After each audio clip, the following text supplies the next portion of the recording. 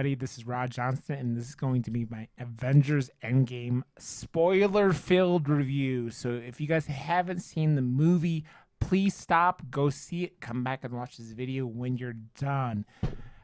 So yeah, like I said, this is a spoiler cast for the movie. So if you haven't seen it, stop, go back. I'm not ruining this for anyone. I want everyone to fully enjoy this experience. Okay, guys?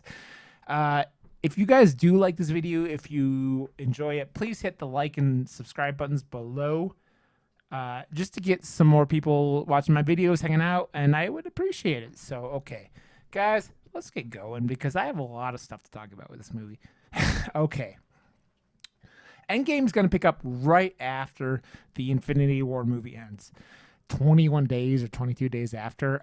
So Thanos does his finger snap at the end of Endgame, or at the end of Infinity War, just makes half the universe disappear, turn to dust. So we pick up, and like the beginning opening scene of this movie is going to start with Hawkeye. He's sitting with his family, teaching his daughter how to use the bow and arrow. He's teaching her, and then the snap happens, and his entire family disappears. So he's unluckier than most with this. And it's a really, I mean, you know it's coming. It's like a dread. It's like when you're driving down the highway and there's an accident and you go, oh no, and you can't look away because you know it's going to happen. And then, so it's really, really kind of a horrible scene, but it really encapsulates the feeling at the end of Infinity War. So after that, we jump to 22 days later. Tony Stark and Nebula are sitting on the Guardians of the Galaxy spacecraft that they used to get to Thanos' home planet. And so they're sitting there, their spacecraft's broken, they are out of fuel, and basically starving to death. Tony's recording messages for Pepper, and just kind of sitting there going, we're going to die, and this sucks, and if you find this, I'm sorry, but I just had to be Tony Stark, is what he's saying, which is kind of like a reoccurring theme throughout this movie. So they're sitting there for a while, and right before everything gets super bad when they lose their oxygen, Captain Marvel shows up, saves them, brings them back to Earth. At this point, they're on Earth. They are trying to recover. Half the world is dead. They're kind of like reconfirming with all the world governments that about 50% of the population is dead. So Black Widow is running what's left of S.H.I.E.L.D. I mean, at this point, S.H.I.E.L.D. isn't really an organization. S.H.I.E.L.D. is kind of like the Avengers. It's whoever's hasn't been taken out by the snap. They're trying to investigate things. They're trying to figure out what's going on. When Captain Marvel brings back Tony Stark and Nebula, Nebula talks about how Thanos was talking about what would happen after he did the snap, what would happen. Doesn't know exactly where the planet was that he said that he was going to basically retire. And so that's a problem. So like, where is this happening? And then they figure out that they had an energy signature, basically the same as what happened when the snap happened on Earth. And it happened 2 days ago on this other planet. So they go, oh crap. Okay, that must have been Thanos using the Infinity Gauntlet again.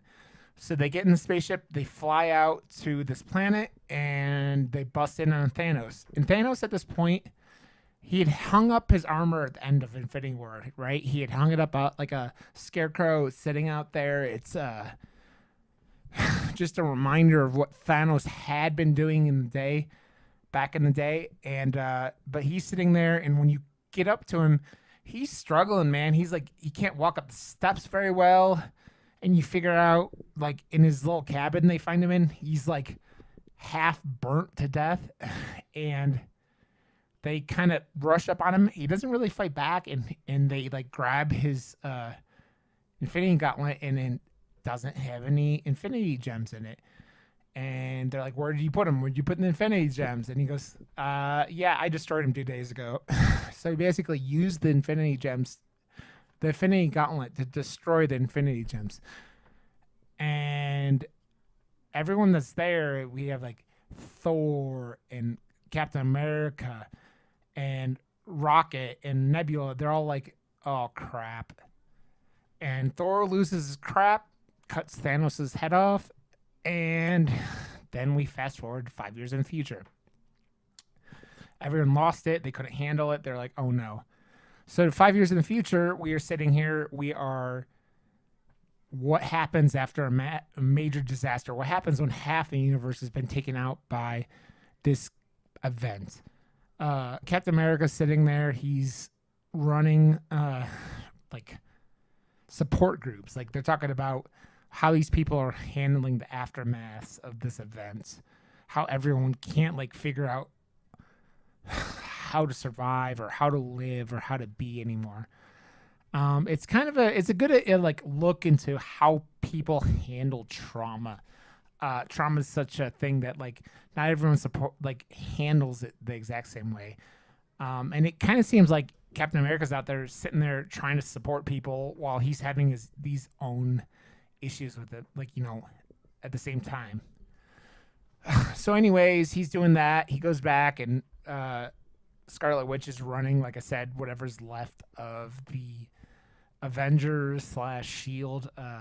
She's talking to people. Captain Marvel's out doing her own thing in the galaxy, in the universe.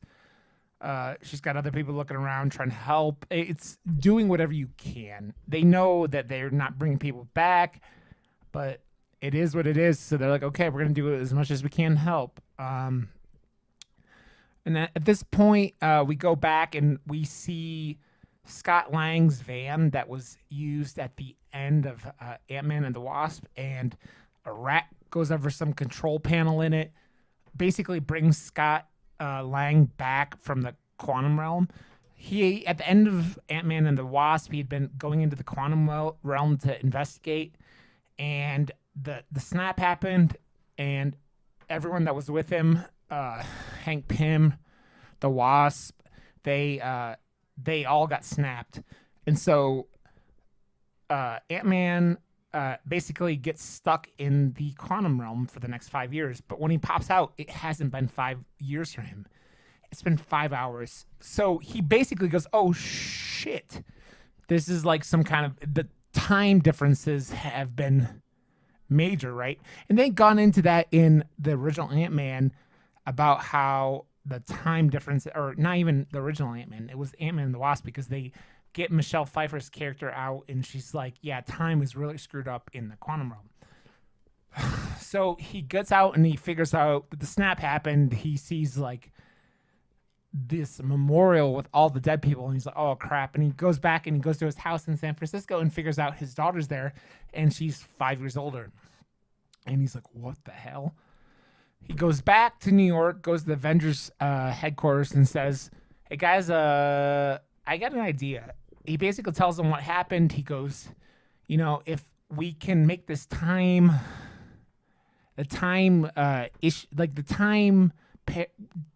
oddities in the parallel, in the quantum realm work, if we could focus them, we could go back in time and fix this. So Captain America is like, cool, yeah, I'm down with this. Black Widow. So they're like, okay, so let's go talk to Tony Stark, because none of them had the knowledge necessary to do this kind of thing. So they go to Tony, and Tony is living in like this cabin by the lake, just in the middle of nowhere, just living his life. Him and Pepper have been like married. They are just living as the best as possible. Tony is like, they have a daughter. They're raising her. They're just living, which Tony doesn't seem super good at. He seems like he needs conflict. He needs issues, but he's good at raising his daughter. Like, he loves her. You could see that. Their scenes with her are super, super cute. So they come to Tony and they're like, yeah, we want to do this. We want to go into the quantum realm and go back in time and fix this. And Tony's like, screw that. I'm out. Want no part of this. Basically, he's going, I have a life. I don't care. I mean, he cares, but it's not worth dying over, because he has a wife. He has he has Pepper. He has his daughter. So he goes, okay, I can't do this. They leave and go to the Hulk. The Hulk. Okay, guys. I think this is the intro of Professor Hulk. So the Professor Hulk in this whole movie is Bruce Banner intelligence in the Hulk's body. So it's the combination of those two. The Hulk's wearing glasses, clothes. It's just like if you had Bruce Banner's brain in the Hulk's body. None of the temper issues. Basically, Bruce Banner's come to terms with all his demons. And they go, hey, Hulk, can you help us with this? And he goes, it's not really my specialty, but I'll try. So he goes back to the Avengers headquarters. He's helping them with it. And he goes, I think that this might work. So they take Scott Lang, Ant-Man, and they send him into this, the quantum realm. But they don't do everything right. And Scott Lang ends up coming back as a teenager. They send him in, comes back again as an old man, send him in, he comes back as a baby. And then they send him in and comes back as him again. And this is one of the best lines of the movie. And Scott Lang's like, someone peed my pants. I'm not sure if it's the old man, the baby, or me. So he's like, there's a lot of variables in this equation. All I know is that someone peed my pants. And so it was pretty funny. It made me laugh. At this point, Tony Stark shows up at the Avengers headquarters and is like, hey, guys, I fixed this, or I figured this thing out. And Captain America's like, good, we just tried it and it didn't work very well. It's like, and Tony Stark's like, well, what happened? Did he turn into old man, a baby? He's like, yeah. So Tony Stark basically figured out that if you were off on any of your equations in the situation, things could go badly. So... So he comes in and he goes, yeah, I basically figured out a GPS tracker for the quantum realm. It basically points you to where you want to go in the quantum realm. So they come up with this technology, build this platform based off of the quantum realm entrance that they had worked on in the second Ant-Man movie. And they come up with this plan where they're going to steal all 6 of the Infinity Gems from the past. They figure out that, like, in 2012 or 2011 in New York, there's 3 of them. And they go to, like, Guardians of the Galaxy 1, and you could get 2 of them from that point. And Thor goes back to Thor Dark World when Jane had the one Infinity Stone in her. So they come up with this plan. They divide into groups, and they all go and time travel to the specific locations to get the Infinity Gems, because they're going to get the Infinity Gems and then basically do their own snap and bring everyone back. They go back, and this is when this whole sequence of the movie, this act of the movie where they're all in their groups and time traveling and, getting these Infinity Gems is super good in a way that's I don't know if I expected. There's a lot of fan service in this part. You're seeing these parts of these films you really enjoyed. You're seeing the end of the New York battle in the first Avengers movie. You're seeing the Thor going to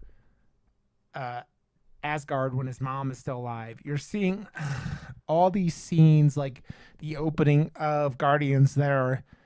They hold that nostalgia to you because you've been watching these 21 movies over the last 11 years. And you're seeing these characters, you're seeing these interactions from a new perspective, but it's super cool because you have, like, Thor going out and talking to his mom before she died. Like, they went to Asgard, like, on the day his mom died. And by the way, I have to talk about this because I didn't mention it. So when we jump 5 years in the future, Thor is a complete mess. Thor is fat. He's got this, like, dreadlock looking hair. He's always wearing sunglasses and drinking. And they start calling him, like, the Lebowski and stuff like that, and it is hysterical. that's like a side note. This movie has a lot of humor in it, especially for like the tone of a movie where the end of the previous half of the movie ended with half the people in the known universe dying. So there's a lot of jokes in it coming in from that perspective. So Fat Thor is running around Asgard like with Rocket Raccoon, and it's really funny. So they all get their Infinity gems, except there's one problem. Uh, Captain America and Iron Man were in New York for the first Avengers movie, the end of the first Avengers movie, and they were getting the Tesseract from Loki. And unfortunately, Thor knocks Iron Man over, and Loki gets a hold of the Tesseract and gets away. So this is also another thing that's interesting because this is a point where Loki ends up being alive in this timeline, and it's how Loki's going to be explained into existing in the Marvel Loki television show that's going to happen. So I'm glad they did it because I know a lot of people, like my wife included, Loki's like their favorite character. So it's good that they got Loki back in and involved in this like alternate timeline where they messed with it. But I think it's really cool. So I approve. So that was the thing. So it was Captain America and Iron Man are like, well, when they all time jumped, they were using the Pym particles that are talked about in the Ant-Man movies, and the Pym particles were basically running out because Pym got snapped, like a lot of people. So they basically, when they time traveled, they only had enough for all the Avengers to go back and come back to like modern time. So when Loki disappeared, Captain America and Iron Man are like, oh crap, how are we going to do this?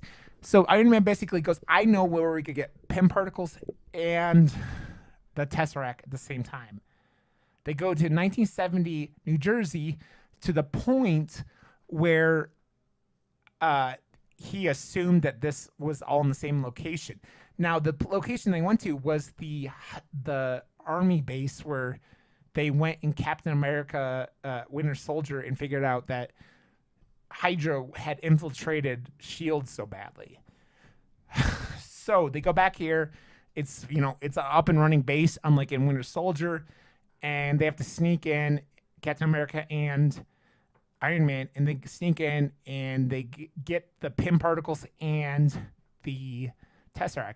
But at the same time, while they're there, Captain America sees Peggy Carter, the woman, the love of his life, and Iron Man sees his dad, and he talks to Iron Man talks to his dad, and he's like, he's worried because it's Iron Man's about to be born. Tony Stark is about to be born, and he doesn't like any good father, he's scared because this is his first kid. He doesn't know what to expect. He doesn't know what's going to happen. He doesn't know what it's like to raise a kid. So he's like, I don't know how the hell this is going to happen. And it's kind of funny seeing Tony like kind of reassure his own father. But between that and Captain America seeing his long lost love, it's a pretty cool scene. It's like what I was talking about, how it's like lots of fan service in the part. It's like seeing these characters that you knew had been around that hadn't been around in a while in a movie, and just seeing how much they meant to these other characters. So everyone gets their Infinity Gems. They go back to modern times, but there's one problem here. While Nebula was getting her Infinity Gem, she had these weird connection issues with the other Nebula in 2014, like when the original Guardians of the Galaxy happened. So they basically chose when Peter Quill got the Power Stone at the beginning of Guardians of the Galaxy, and that was we're going to get the Power Gem here. So, like, the mechanics in Nebula's brain like screwed with the other Nebula, and she ends up getting stuck there and alerting the other Nebula that she's there. And this other Nebula is still super, super under the influence of Thanos. So they go and pick her up, and they basically figure out like from her like memory and her recordings that she has that what's going on.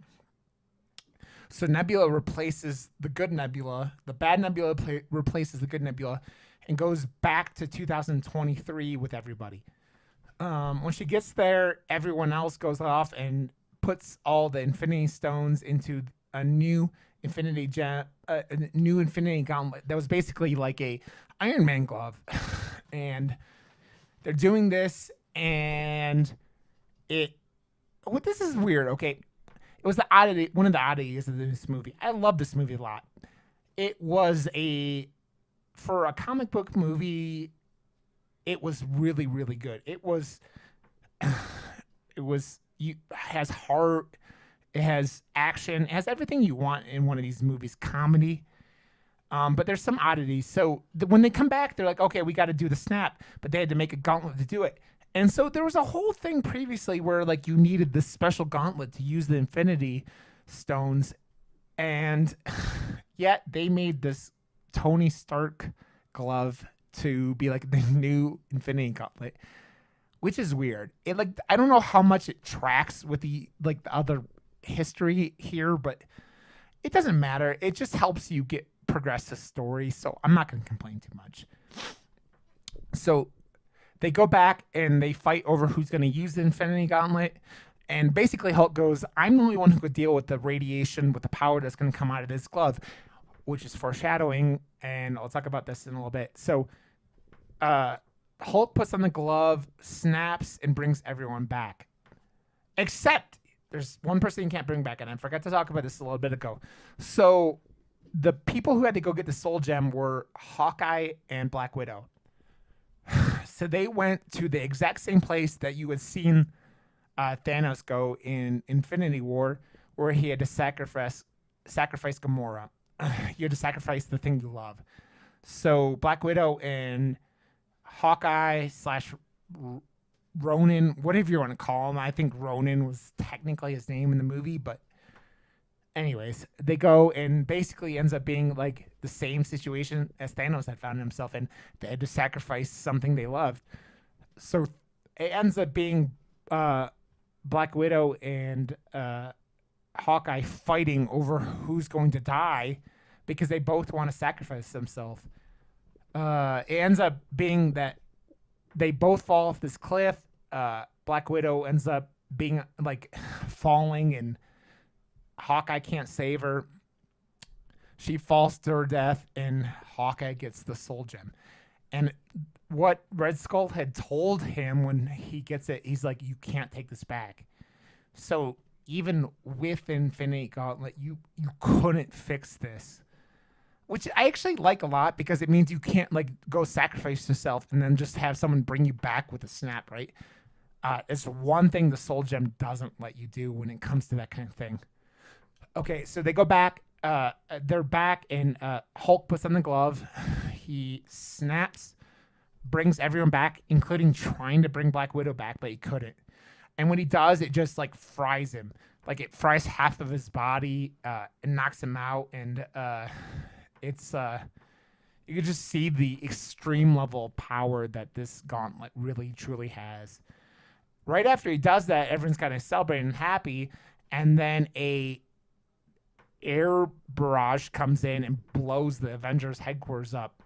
So when Nebula switched places, the bad Nebula switched places with the good Nebula, she basically came back and brought Thanos back to 2023 with his like ship. That's the ship that like he had at the end of Thor Ragnarok, the like warship that he used to destroy the whole Asgard ship and all their people. So he shoots down a bunch of missiles and brings down like just an air barrage and just blows the whole Avengers facility up. This basically, it almost kills a bunch of people, but everyone survives. And Captain America walks up on Thanos and is like, hey, dude, I'm going to fight you now. And he's ready to do it. But Thor and Iron Man back him up and they start fighting.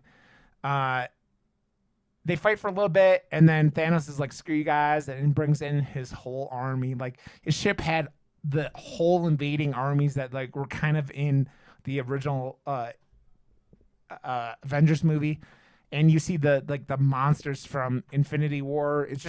It's whole like bajillion guys that he's like, I'm gonna destroy Earth and I'm gonna enjoy doing this. And at that point, all this shows up, and then you start seeing the Doctor Strange portals, and so everyone's like, oh shit, it's like Doctor Strange is back, like everyone's back. The whole half of the universe that Thanos had killed is back now. So everyone comes to these portals. Everyone, all the Wakandans, everyone else. You're getting all the like wizards from the Doctor Strange universe. Just everyone that has fought in any of these movies. All the characters that had died or gotten snapped away, they all come back. And at this point, it's just an epic battle. It's an epic battle for the Infinity Gauntlet, because after Hulk took it, and snapped. They took it off of him, and then the building got blown up, and Hawkeye got the Infinity Gauntlet out while getting chased by monsters. So they're all fighting for it. There's really good scenes with all the characters. It's like my wife compared it to a relay race, where they're using the Infinity Gauntlet as for the relay race. Spider-Man comes back and is being, the awesome Spider-Man that everybody loves. Drax didn't get any one-liners in, which kind of made me sad because that's what's so cool about Drax, but he was busy kicking ass, so he was good with that. They're doing all this stuff, and then they start kind of getting beaten up by the Thanos' airships, and then Captain Marvel shows up and then shows everyone how powerful she is. She ends up fighting Thanos, and she's like, Thanos headbutts her, and she's like, nah, I'm good. Like, it doesn't even affect her. That's how powerful Captain Marvel is, guys. So don't mess with Captain Marvel. She will take your blows and then kick your ass. She's just like driving through the Thanos ship, like knocking it out, and like basically single-handedly like turns the tide of this battle. So all this is happening, and then like Captain America is some of the best stuff here is Captain America ends up picking up the Thor's hammer. So when Thor went back to Asgard, he ended up taking his hammer, his original hammer, and he brought it back to 2023. We know that Thor's sister had destroyed his hammer, so he has this new, his new axe, but his hammer still meant a lot, And Captain America proves he's worthy and picks it up and just starts kicking ass with it. The only thing that I didn't get, and you guys could put comments below and explain this to me because I don't know if I understand it. He started like wielding lightning with it, which I thought that they had said in Ragnarok that Thor uses the hammer for like a conduit to channel his lightning. Like the hammer itself doesn't seem to have lightning powers, but maybe I just don't understand that. I don't know. But he's kicking ass with it, and everyone's just fighting, and it's a really cool battle. And like Thanos will get the upper hand, and then everyone else gets the upper hand. Captain Marvel starts kicking the crap out of him, and then that's where he headbutted her and it didn't do anything. And then he takes the power gem out of the Infinity Gauntlet and just blasts her with a massive spike of power. It is really, really cool. It just shows you how much power is in that one Infinity Stone. So this goes on, and Captain America is like, being awesome. Everyone's, showing all their skills off, including Fat Thor. And Iron Man at one point looks over to Doctor Strange. He's like, is this what was supposed to happen? He goes, if I told you, then it wouldn't happen. So this all proceeds into the point where Thanos picks up the Infinity Gauntlet, and he's about to snap again. And Iron Man, gets into a tumble with him. And he ends up eventually losing, and Thanos has it, and he snaps. And then nothing happens. And he looks over, there's no gems in it. So when they had been doing that, Iron Man had gotten all the gems and put them into his Iron Man hand. And he was like, okay, now this is what's going to happen. And he snaps. When Iron Man snaps, Thanos' army just turns to dust. And eventually Thanos sits down and he turns to dust. The good guys win. But the problem was I talked about what had happened to Hulk when he used the Infinity Gauntlet. I regular humans can't handle that kind of power. So this basically burned Iron Man inside out. Like it burned him alive. When this last scene happened, like everyone had everyone had showed up. Like everyone that you were like not used to being there, right? All these people, like Iron Man's wife shows up. It's just like everyone that you never like didn't expect to see here. Pepper shows up in an Iron Man suit, and she's like just kicking ass. She's really, really badass in this scene. There's a lot of really, really strong female like support in this scene, especially, and I really appreciate it. I thought it was really cool.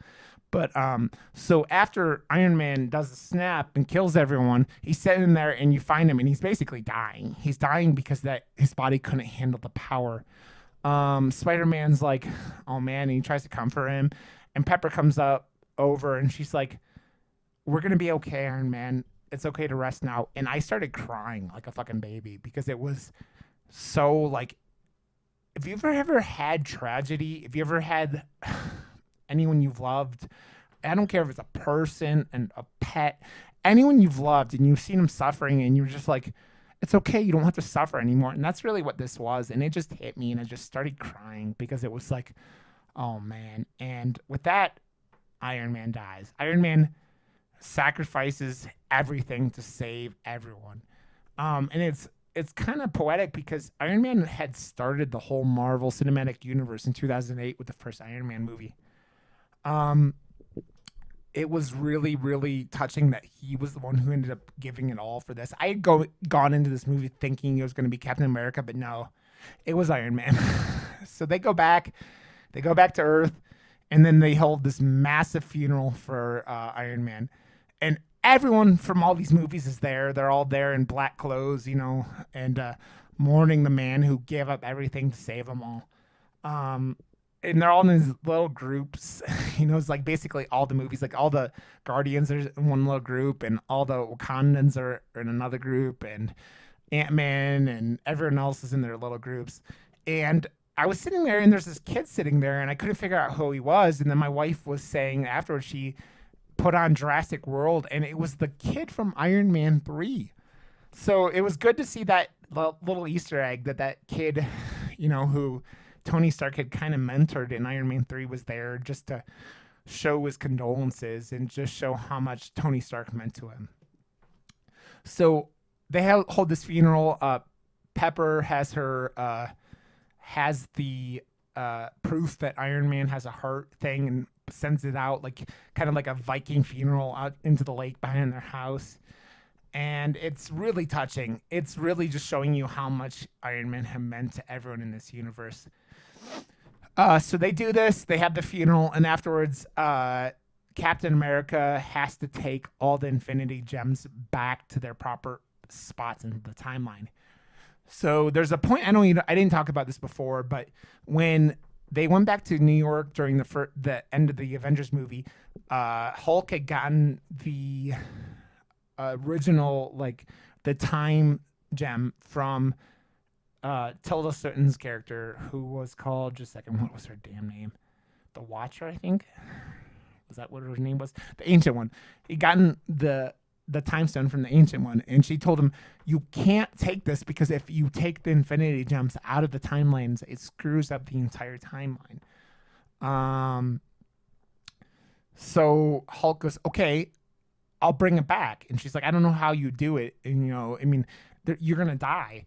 And he's like, but Doctor Strange gave Thanos the time stone. I don't know how else to do this. And then she realizes that Doctor Strange had obviously looked in the future and figured out what was going to happen and given it to Thanos. So she goes, okay.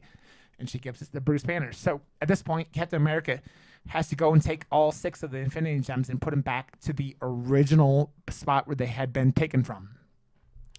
So he does that, and they're like, how long is it going to take? And he's like, we don't know how long it will take him, but it will take us like 5 seconds. So they send him, and then in 5 seconds, they expect him to come back, but he never comes back. And they look over, and down by the lake again, there's an old man sitting on the bench. And the Falcon walks down there with Bucky, and it's Captain America, but he's an old man. So after he dropped all the gems off, Captain America had decided, screw this. He'd gone back to, I assume, 1945 and married Peggy Carter. So he was an old man now, and he had fought his fight, and he had done everything he needed. He had done his time as a soldier, and he just had lived the rest of his life. So it's a really touching moment to see this character who had done so much for everyone and always put everyone before himself. He sacrificed his life and frozen himself for 7 years so that all these people wouldn't die. So it's just like finally his time to get a chance to live in his correct time period. And he brings his shield. He brought his shield to the funeral, and he gives it to the Falcon, and he goes, "You're Captain." And basically says, "You're Captain America now." It was a really cool scene. Like the rest of this, it's that closing moments that mean a lot, and I thought it was really well done. The whole end of the movie was really well done because it was a perfect closing spot. And this movie didn't have a mid credits or end credits scene, which was perfect because I've said it like this before. It is the Avengers. The first 21 movies were like a book, and this was like the epilogue. The funeral was the epilogue. There was nothing after that. We're going to have more movies. We're going to have more phases, but this was the end of the first book. And this was a perfect ending. It was a love letter to the fans that was done so well. It was done perfectly, but it was a movie that you knew watching it. Everyone making it meant a lot too. And that means a lot to me. It means a lot to all the fans of these movies.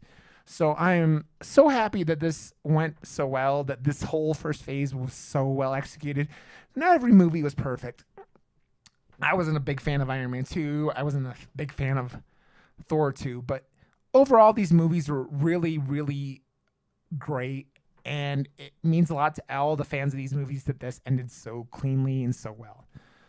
I don't know what to expect in the new phase, but I just... Marvel has earned my trust and hope over the last 11 years, and I know that they probably aren't going to screw this up. So, okay, guys, thank you for watching this video. It means the world to me to just sit here and be able to talk to you about this. If you like this video, like I said before, please hit like and subscribe below. And I'll do more videos. I have an ongoing series of Game of Thrones reviews for the final season episodes. So that will be coming out soon for the next episode of the series. So thank you guys so much for hanging out, and I will see you guys later.